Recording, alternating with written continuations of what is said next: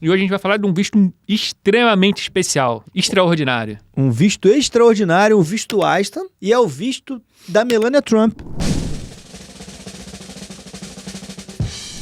Olá pessoal, sejam todos bem-vindos a mais um episódio do Papo Imigratório comigo, Bruno Lócio, e com meu sócio Henrique Scliar. Lembrando que o Papo Imigratório é uma apresentação da Premium Global Mobility Partner, o caminho mais curto entre você e o mundo. Hoje nós estamos nos estúdios da Flórida. Perto de Miami, mas antes de falar sobre a Flórida, quero lembrar vocês que o objetivo desse canal é humanizar o pleito migratório, trazendo para vocês os bastidores, o dia a dia, a vida real, o que está acontecendo. Henrique, eu tô vendo na imprensa que tá tendo guerra, como que tá aqui? Não, que tá tudo normal, não muda nada. Henrique, todo mundo sendo preso? Não, também não é assim. Clientes sendo aprovados diariamente, entrevistas no Consulado do Rio de Janeiro acontecendo e 485 sendo aprovados aqui, ou seja, tudo correndo como uma expectativa. E hoje a gente vai falar de um visto extremamente especial, extraordinário. Um visto extraordinário, um visto Einstein, e é o visto da Melania Trump. Você viu recentemente que uma senadora democrata estava contestando a aplicação e a aprovação do visto dela, que aconteceu, em salvo engano, em 2001.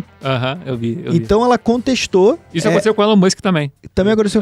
Dá pra ver claramente que ela não conhece os requisitos do EB1. Pra falar uma besteira dessa e cogitar a possibilidade de cancelar um visto EB1 pra Melania Trump, que era uma modelo super famosa internacional, e pro Elon Musk, que era um cara, já era um cara quando aplicou, um super empresário, com certeza com habilidades extraordinárias, é uma pura demonstração de desconhecimento dos critérios do EB1. E por que eu comecei por isso? Para a gente poder desvendar um pouco disso. O que é possível, é impossível, ele é para quem? Afinal de contas, esse visto, ele é pro Neymar ou ele é para mim, para você, para pessoas que se dedicaram ao estudo, legal, ao empreendedorismo? Fala um pouco do conceito aí do EB1 pra galera. Perfeito. Ele é para o Neymar e também para a pessoa extraordinária dentro da sua carreira, que não precisa ser, todo mundo se compara ao Neymar ou se compara com alguém, o Bruno acha que joga igual o Neymar, mas tá, enfim. Então, pessoas comuns, pessoas normais, o EB1 é um visto que você consegue, com muita dedicação, construir, trabalhar em cima dele. Porque, diferente do EB2NW, o EB1 ele tem um lado um pouco mais objetivo. Tem ali os 10 critérios, você precisa preencher 3 desses 10 critérios. E, além disso, na totalidade das provas, o oficial precisa entender que você tem habilidade extraordinária. Então, assim, fica perguntando o que seria esse extraordinário. Mas a própria USCIS indica pra gente no site dela o que ela está buscando dentro desse extraordinário. Então, por exemplo, tem muitas pessoas que são advogados, que são engenheiros e tem algum daqueles elementos que conseguem construir um bom caso. Você não precisa ser o Neymar da sua profissão, você precisa ser extraordinário, mas isso a gente consegue ajudar numa boa conversa. Uma coisa muito importante que se fala muito do EB1 é que o EB1, ele é para quem tem uma única conquista, um único atingimento muito relevante, como um prêmio Nobel, melhor jogador do mundo, medalha de ouro, né, medalhistas olímpicos. Essas pessoas, eles, por esse único ato, eles conseguem o green card, eles são elegíveis por conta desse único atingimento, o tamanho ou o impacto desse atingimento, o tamanho e importância mundial dele. Existe uma outra categoria, na verdade um outro grupo de pessoas, que são as pessoas que não têm esse atingimento único extraordinário, mas ele também é extraordinário. E para isso o USCIS definiu critérios que a gente pode até passar com um pouquinho mais de cuidado, mas a gente está falando de linhas gerais, ele definiu critérios para tornar isso mais simples e mais claro. Então ele definiu, tem 10 pontos ali, você precisa preencher 3. Ah, mas eu vou preencher só 3 com um elemento em cada um deles? Pode, mas isso não vai levar à aprovação com garantia. Qual é o paralelo que eu quero fazer entre o EB1 e o EB2? O EB1, você tem 80% é a sua carreira, o que você construiu, é o quão extraordinário você é. 20% ainda está na mão do oficial. Enquanto no EB2NW você tem 50% da sua história, o Henrique fala muito isso, 50% do que você pretende construir nos Estados Unidos. E o que você pretende construir nos Estados Unidos precisa ser tão bom a ponto de dispensar o empregador. Precisa de ser de interesse nacional e o oficial tem que entender que o seu plano de negócios é extraordinário, que você é capaz de tirar do papel, que a sua profissão ela é uma profissão que tem mérito substancial e que você vai tirar aquilo do papel e que aquilo é interessante para os Estados Unidos. No EB1 não, né, cara? No EB1 você tem 80% do que você já fez. Claro que você precisa dizer que você vai continuar trabalhando, né? Não é um visto de aposentado, né, cara? Então você vai continuar trazendo a sua habilidade extraordinária para os Estados Unidos de alguma maneira, mas ele limita um pouco a avaliação do oficial. Né? O Henrique estava comentando agora que a gente teve um caso, teve uma RFE que deixou ele indignado porque é um mau julgamento daqueles requisitos ou então o excesso de rigor com cada um daqueles pontos pode acontecer. Pode acontecer no EB2NW, pode acontecer no EB1, pode acontecer em qualquer outra aplicação. Isso faz parte e a gente tem mecanismos, a gente conversa muito com o nosso time jurídico, a gente tem mecanismo de ultrapassar essas barreiras. Um ponto interessante entre o EB1 e o EB2NW, para vocês entenderem por que, além disso tudo, o EB1 é um visto mais rápido, é uma aplicação mais rápida, é um caminho direto ao green card, as duas são, mas é um caminho que é um planejamento aí mais ou menos de 1 ano, 1 ano e meio, porque ele está disponível, tem uma disponibilidade de vistos. Para vocês terem uma noção, no ano fiscal 2024, foram 70 mil petições de EB2NW aprovadas. Mais ou menos 33 mil petições de EB1A aprovadas. EB1 no geral, não só o A. Tanto A, B e C foram 33 mil petições aprovadas. O limite, a cota anual, é de 40 mil. Então é oferta e demanda. O EB2NW tem uma demanda muito mais alta. Com isso, cria-se uma fila. O Visa Bulletin tem esse papel de organizar essa fila migratória. E o EB1, ele continua corrente, porque tem sobra. Aconteceu ano passado, esse ano a gente está acompanhando, vamos ver como que vai terminar, mas a tendência é continuar corrente, ou seja, além de todos esses elementos que conversamos aqui, é um visto que muitas vezes vale a pena você se dedicar 6 meses, 7 meses para fortalecer aqueles requisitos, uma posterior aplicação, e ainda assim você vai receber um green card antes do EB2NW. Ótimo isso. Isso tem muito a ver com planejamento migratório, né? Que assusta as pessoas têm aquela sensação de que eu sou extremamente bagunçado, o planejamento migratório não é para mim. Porque se você se planejar, ou se você pelo menos perseguir os critérios, se você se colocar à disposição no mercado, se você evoluir na carreira, se você tirar 6 meses da sua vida para conseguir trabalhar no seu caso, no sentido de crescer profissionalmente, não é trabalhar no seu caso, contratar alguém que vai te dar um prêmio, não, é você se expor ao mercado, você estar disponível e disposto. Por exemplo, a gente não fazia entrevista, eu e o Henrique, com regularidade, a gente não fazia isso, mas a gente começou a fazer, porque é bom para a empresa, porque é bom para as pessoas nos conhecerem, é mais ou menos isso. Às vezes você pode escrever um artigo, às vezes você pode aceitar aquele convite para fazer parte de uma associação que você achava que era uma chatice. A gente falou com um amigo advogado, que é nosso cliente, que ele falou, eu tinha tudo isso, eu fui convidado e falei, não quero. Não, banca, ele não queria banca era um trabalho danado, banca jogadora de mestrado, é um requisito excelente para B1. E aí, nessa linha temporal que o Henrique falou, se torna ainda mais interessante, porque o Green Card, através da EB2NW, o caso consular e tal, o Visa Bulletin chegando, está em junho de 2023 agora, você vai demorar uns 2 anos, 2 anos e meio, seguramente. Às vezes você pega 6 meses, 8 meses construindo o seu caso, trabalhando para a evolução da sua carreira, focado nisso, você consegue ter um caso pronto em 8 meses, às vezes 1 ano. E esse 1 ano vai te levar a uma aprovação e provavelmente a um Green Card em 2 anos. Ou seja, você vai levar 3 anos para receber o Green Card através da EB2NW, mas vai levar 2 para receber o Green Card através do EB1. Um visto de primeira preferência, que está disponível, as cotas não são atingidas, porque não é para todo mundo,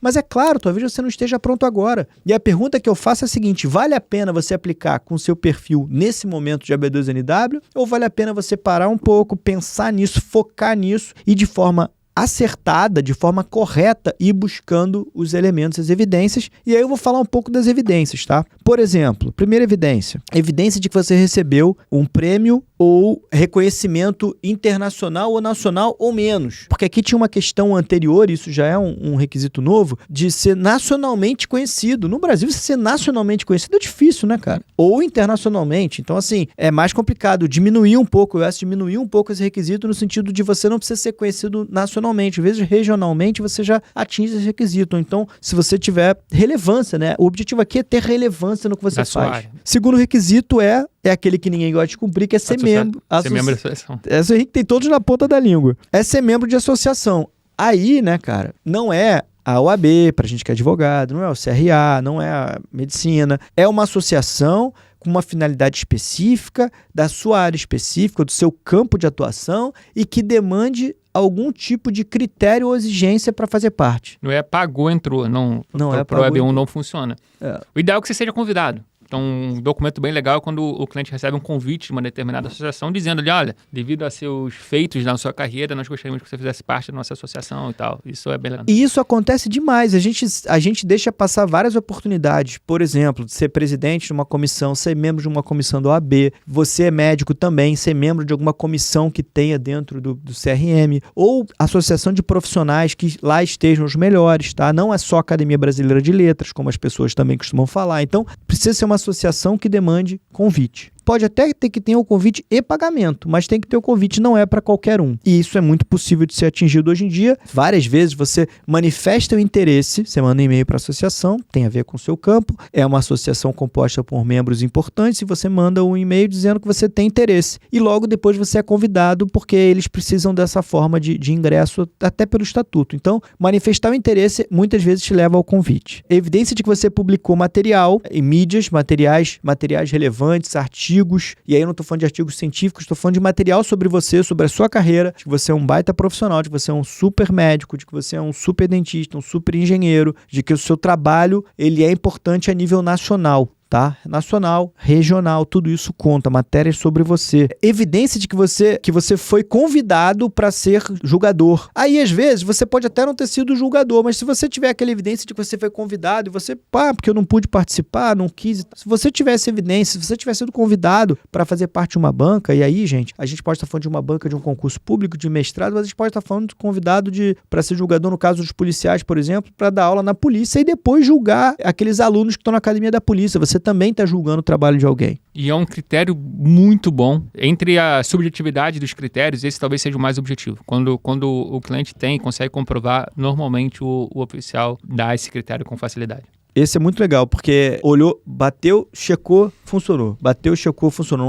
Não tem muita análise. O primeiro prêmio pode não ser tão importante, o segundo, mas se você foi convidado para fazer parte de alguma banca, claro, eu fui convidado para fazer parte da banca do Tijuca Tênis Clube. Talvez aquilo ali não funcione. Mas, se você tiver sido convidado para fazer parte de alguma banca, de alguma coisa que tenha um mínimo de relevância, você vai ser reconhecido por isso. Outra coisa é que você é uma referência, que você contribui para o empreendedorismo, que a sua figura é relevante para a sua área, para o seu campo de atuação, que você tem reconhecimento. Outro, que você publicou artigos, a publicação de artigos científicos, que você foi citado, que você demonstrando de novo que você é impactante para a sua área. Então, artigos científicos contribuem muito para isso. Critical Role. Esse é um critério de que está sendo aceito com facilidade ou está sendo muito contestado, irmão? Então, esse é um critério que a gente conversa, né, com os nossos clientes, que quem está pensando em aplicar para B1 tem que ter. É o critério que você sai de partida, porque você precisa ter um papel crítico, você precisa ter se você é um EB1, a gente pelo menos precisa crer que você tenha uma importância dentro de uma organização que você faça parte. E essa organização seja de renome,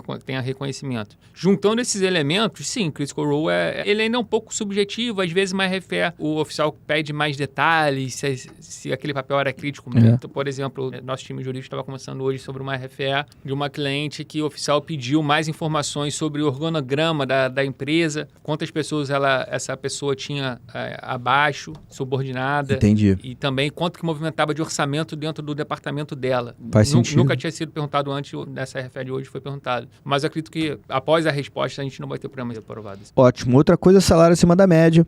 É um requisito que a gente não usa muito, parará, mas é um requisito que também é cara crachá, né? Cara crachá. Ele pode não ser o mais relevante de todos esses, pode não ser o mais relevante de todos esses, mas é um requisito importante e que normalmente também quem é um EB1, quem tem habilidades extraordinárias, ele tem esse salário acima da média, o que também não é nada de outro mundo, porque a gente sabe que a média no Brasil de muitos salários é baixa, então você consegue atingir mais um requisito aqui. Então, assim, o objetivo não é bater todos, tá? A gente vai colocar todos na descrição. Né? Vamos botar na descriçãozinha ali todo mundo, porque assim você consegue fazer o seu próprio juízo de valor, examinar se aquilo é para você ou não, mas lembrando que ainda que aquilo não seja para você, marca uma reunião com a gente aqui, aonde que tá o QR Code. Ficou desse lado aqui nesse vídeo. Pronto. Tá aqui desse lado. Quero ver se o marketing vai... Eu aponto para cá, ele coloca aqui, eu aponto para cá, coloca para lá. Mas não, enfim, o importante é clicar no QR Code, tem um teste de elegibilidade. Essas perguntas, elas foram feitas, as perguntas do teste foram feitas para direcionar, para ajudar o nosso time a entender mais da sua carreira, da sua profissão. Se você tem prêmio, se você não tem, você não precisa ter os 10 critérios para ser um EB1. Às vezes o cliente fica muito obcecado pelo prêmio, porque o prêmio tem uma palavra forte, né? Diversos clientes sem prêmio foram aprovados por conta de outros requisitos. Então, a gente precisa entender a totalidade da sua carreira, fazer uma imersão no seu histórico profissional, no seu histórico acadêmico, para aí sim ter um bom caso. Pronto, então, o EB1, ele é na linha temporal, ele é muito bom. Eu diria hoje em dia que vale mais a pena você pensar no seu EB1. Claro, gente, se você é um profissional que tem 5 anos de experiência profissional e graduação e só, talvez o EB1 esteja muito distante, sim. Mas se você é um profissional que está disposto a publicar artigo, a procurar uma boa assessoria de imprensa para falar dos seus feitos, se você é um profissional que se destaca no que você faz, você pode estar mais perto do EB1 do que você imagina. Não se desencoraje achando que o EB1 é uma coisa muito difícil, e é por isso que a gente trouxe esse vídeo hoje para esclarecer um pouco sobre o EB1, tá bom? Henricão, dúvidas finais, perguntas finais, tem alguma coisa que você queira dizer? Uma coisa importante em relação ao EB1, que você pode trabalhar em cima dessa autoridade. Às vezes o cliente nunca publicou nenhum artigo, mas tem ali algum material escrito, pode publicar, pode fazer parte de associação, pode contactar uma assessoria de imprensa para auxiliar nesse papel da mídia, ou seja, você pode investir na sua carreira, e aí não só do ponto de vista migratório, não, na sua carreira de autoridade. A autoridade que você vai construir dentro do seu segmento vai ter um efeito positivo também na sua jornada migratória. Então, muitas das vezes uma coisa leva a outra, não são excludentes, pelo contrário. E, óbvio, além disso, tem clientes que já chegam, são um EB1 clássico e a gente conversa. Falamos muito sobre o EB1, mas também o EB2NW continua sendo uma excelente opção. Tem cliente que acaba optando pelo EB2NW, principalmente para quem não tem pressa, e tá tudo bem, casos sendo aprovados, vistos sendo emitidos. São caminhos diferentes, mas o objetivo final é o mesmo, independente se for para EB1, EB2, EB3, EB4, EB5. O sonho é chegar nos Estados Unidos, ter o Green Card em mãos e poder viver aqui tranquilamente. Esse é o objetivo de todos nós. É isso aí, gente. Hoje foi mais um episódio. Lembrando, curtam, compartilhem, envie esse material para quem pensa em morar nos Estados Unidos através do EB1, ou para quem já ouviu falar de EB1, ou para que alguém conheça o EB1. Então, compartilhe esse material, muito importante para que a gente continue. Lembrando que toda terça-feira a gente tem uma live aqui no YouTube, às 8h04 do Brasil, às 7h04 da Flórida e às 6h04 do Texas, tá? Tem aqui os 3 horários diferentes.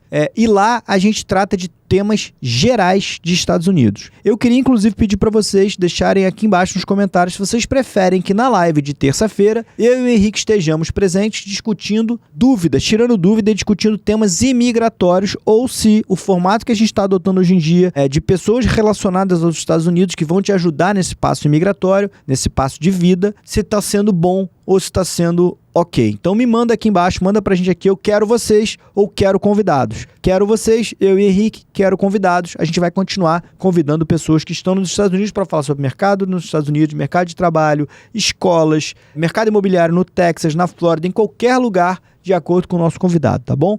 Muito obrigado, foi muito bom ter vocês aqui, espero que tenham gostado desse episódio, vejo vocês no próximo.